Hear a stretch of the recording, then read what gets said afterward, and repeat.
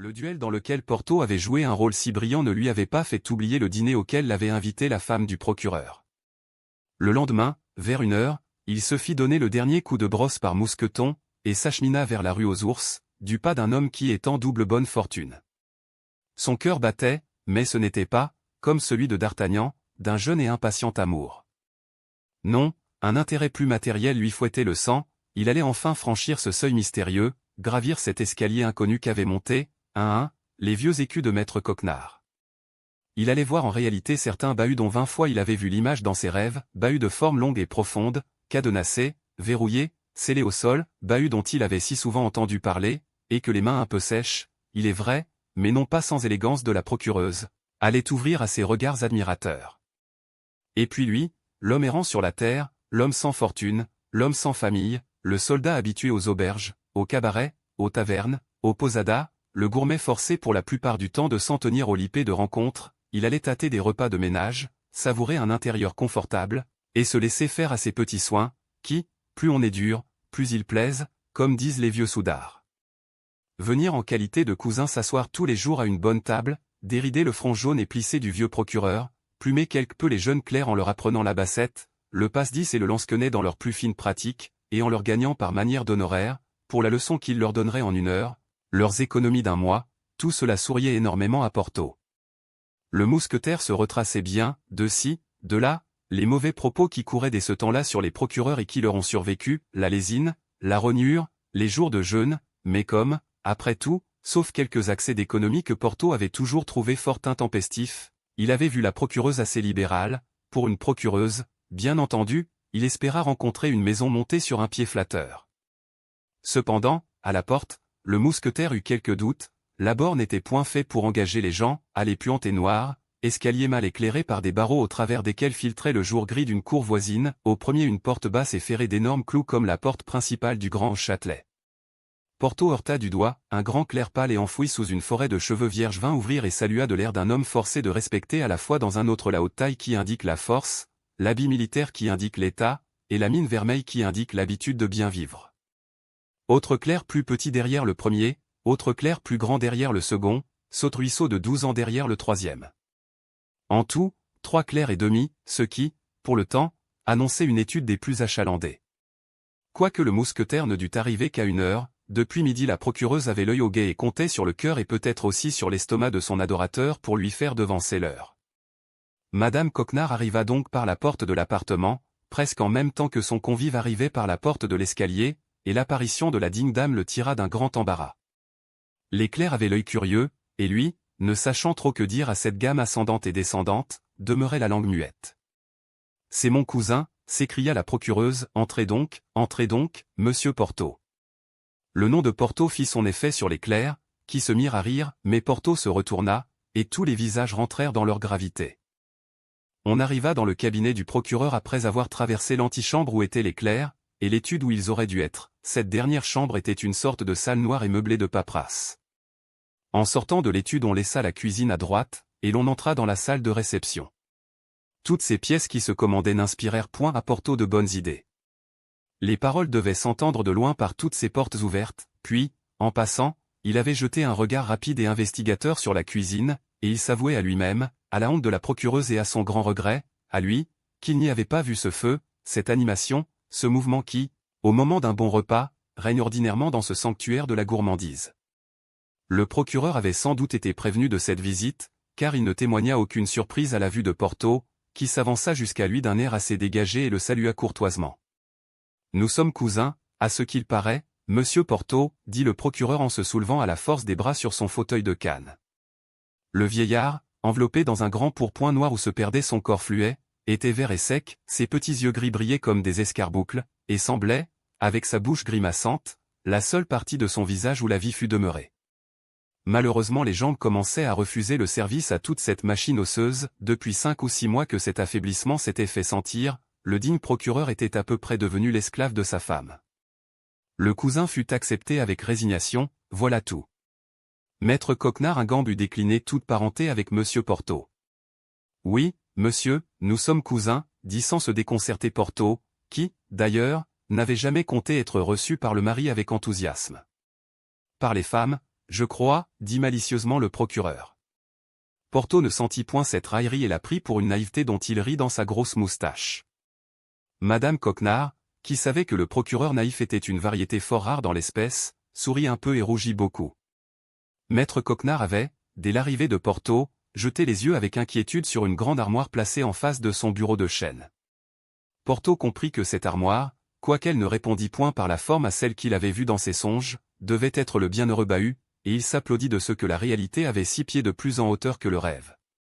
Maître Coquenard ne poussa pas plus loin ses investigations généalogiques, mais en ramenant son regard inquiet de l'armoire sur Porthos, il se contenta de dire « Monsieur notre cousin, avant son départ pour la campagne, nous fera bien la grâce de dîner une fois avec nous, n'est-ce pas, Madame Coquenard ?»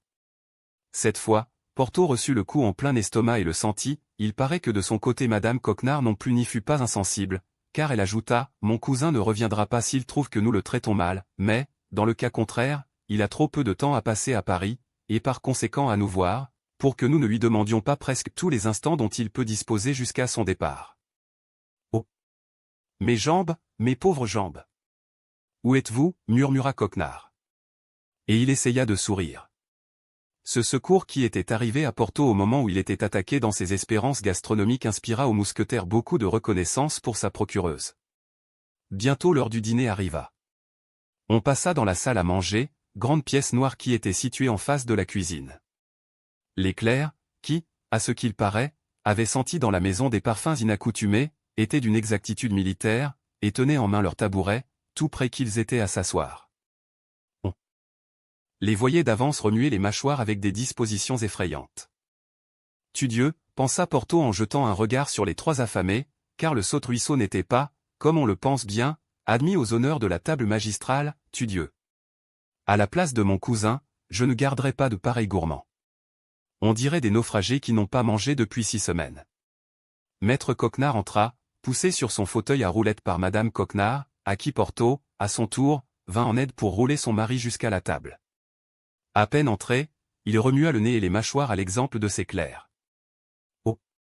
Oh, dit-il, voici un potage qui est engageant. » « Que diable sentent-ils donc d'extraordinaire dans ce potage » dit Porthos à l'aspect d'un bouillon pâle, abondant, mais parfaitement aveugle, et sur lequel quelques croûtes nageaient rares comme les îles d'un archipel. Madame Coquenard sourit, et, sur un signe d'elle, tout le monde s'assit avec empressement. Maître Coquenard fut le premier servi, puis Porthos, ensuite Madame Coquenard emplit son assiette, et distribua les croûtes sans bouillon aux clercs impatients. En ce moment la porte de la salle à manger s'ouvrit d'elle-même en criant, et Porthos, à travers les battants entrebâillés, aperçut le petit clerc, qui, ne pouvant prendre part au festin, mangeait son pain à la double odeur de la cuisine et de la salle à manger. Après le potage la servante apporta une poule bouillie, magnificence qui fit dilater les paupières des convives, de telle façon qu'elle semblait prête à se fendre. « On voit que vous aimez votre famille, Madame Coquenard, » dit le procureur avec un sourire presque tragique, « voilà certes une galanterie que vous faites à votre cousin. » La pauvre poule était maigre et revêtue d'une de ces grosses peaux hérissées que les os ne percent jamais malgré leurs efforts, il fallait qu'on l'eût cherchée bien longtemps avant de la trouver sur le perchoir où elle s'était retirée pour mourir de vieillesse. Diable, pensa Porthos, voilà qui est fort triste, je respecte la vieillesse, mais j'en fais peu de cabouillis ou rôtis. Et il regarda à la ronde pour voir si son opinion était partagée, mais tout au contraire de lui, il ne vit que des yeux flamboyants, qui dévoraient d'avance cette sublime poule, objet de ses mépris. Madame Coquenard tira le plat à elle, détacha adroitement les 2 grandes pattes noires, qu'elle plaça sur l'assiette de son mari, trancha le cou, qu'elle mit avec la tête à part pour elle-même, leva l'aile pour Porthos, et remit à la servante, qui venait de l'apporter, l'animal qui s'en retourna presque intact, et qui avait disparu avant que le mousquetaire eût eu le temps d'examiner les variations que le désappointement amène sur les visages, selon les caractères et les tempéraments de ceux qui l'éprouvent. Au lieu de poulet, un plat de fèves fit son entrée, plat énorme, dans lequel quelques os de mouton, qu'on eût pu, au premier abord, croire accompagnés de viande, faisaient semblant de se montrer. Mais les clercs ne furent pas dupes de cette supercherie, et les mines lugubres devinrent des visages résignés. Madame Coquenard distribua ce mets aux jeunes gens avec la modération d'une bonne ménagère. Le tour du vin était venu. Maître Coquenard versa d'une bouteille de grès fort exiguë le tiers d'un verre à chacun des jeunes gens, s'en versa à lui-même dans des proportions à peu près égales, et la bouteille passa aussitôt du côté de Porthos et de Madame Coquenard. Les jeunes gens remplissaient d'eau ce tiers de vin, puis, lorsqu'ils avaient bu la moitié du verre, ils le remplissaient encore, et ils faisaient toujours ainsi, ce qui les amenait à la fin du repas à avaler une boisson qui de la couleur du rubis était passée à celle de la topaze brûlée. Porto mangea timidement son aile de poule, et frémit lorsqu'il sentit sous la table le genou de la procureuse qui venait trouver le sien. Il but aussi un demi-verre de ce vin fort ménager, et qu'il reconnut pour cet horrible cru de Montreuil, la terreur des palais exercés. Maître Coquenard le regarda engloutir ce vin pur et soupira. « Mangerez-vous bien de ces fèves, mon cousin Porto » dit Madame Coquenard de ce ton qui veut dire, « Croyez-moi, n'en mangez pas. »« Du diable si j'en goûte » murmura tout bas Porto. Puis tout haut, « Merci, ma cousine, dit-il, je n'ai plus faim. » Il se fit un silence, Porto ne savait quelle contenance tenir. Le procureur répéta plusieurs fois, « Ah ! Madame Coquenard. Je vous en fais mon compliment, votre dîner était un véritable festin, Dieu. Ai-je mangé ?» Maître Coquenard avait mangé son potage, les pattes noires de la poule et le seul os de mouton où il y eut un peu de viande. Porto crut qu'on le mystifiait, et commença à relever sa moustache et à froncer le sourcil, mais le genou de Madame Coquenard vint tout doucement lui conseiller la patience. Ce silence et cette interruption de service, qui était restée inintelligible pour Porto, avaient au contraire une signification terrible pour les clercs. Sur un regard du procureur, accompagné d'un sourire de Madame Coquenard, ils se levèrent lentement de table, plièrent leurs serviettes plus lentement encore, puis ils saluèrent et partirent. « Allez, jeunes gens, allez faire la digestion en travaillant, » dit gravement le procureur. Les clercs partis, Madame Coquenard se leva et tira d'un buffet un morceau de fromage, des confitures de coing et un gâteau qu'elle avait fait elle-même avec des amandes et du miel. Maître Coquenard fronça le sourcil, parce qu'il voyait trop de mets. Porto se pinça les lèvres, parce qu'il voyait qu'il n'y avait pas de quoi dîner. Il regarda si le plat de fèves était encore là, le plat de fèves avait disparu. Festin décidément, s'écria Maître Coquenard en s'agitant sur sa chaise, véritable festin, épule et pularum, Lucullus dîne chez Lucullus. Porto regarda la bouteille qui était près de lui, et il espéra qu'avec du vin, du pain et du fromage il dînerait, mais le vin manquait, la bouteille était vide, M et Madame Coquenard n'eurent point l'air de s'en apercevoir.